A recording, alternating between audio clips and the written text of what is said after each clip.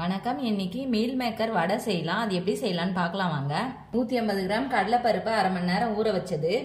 Meal மேக்கரை வெந்நீர்ல போட்டு ஒரு 10 நிமிஷம் கழிச்சு தண்ணி இல்லாம ஒட்டை பிழிஞ்சு வச்சுக்கோங்க.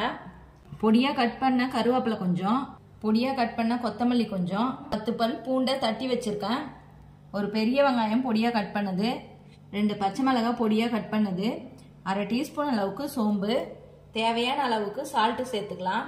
இப்போ இந்த கடலைப்பருப்பை தண்ணியெல்லாம் வடிச்சிட்டு கொரகொரப்பா அரைச்சி எடுத்துக்கலாம். இப்போ இந்த அளவுக்கு அரைச்ச மீல் மேக்கரை ஒரு பாத்திரத்துக்கு மாற்றிக்கலாம். இப்போ கடலைப்பருப்பு அரைச்சதையும் சேர்த்துக்கலாம்.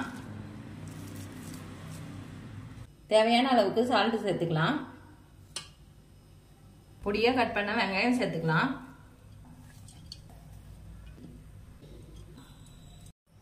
இப்போ இதை எல்லாத்தையும் நல்லா கலந்து வடை தட்டி போட்டுக்கலாம்.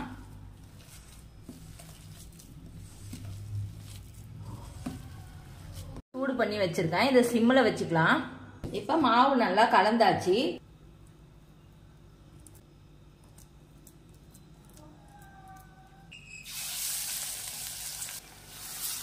மீல் மேக்கர் வடையை நீங்களும் செஞ்சு பாருங்க.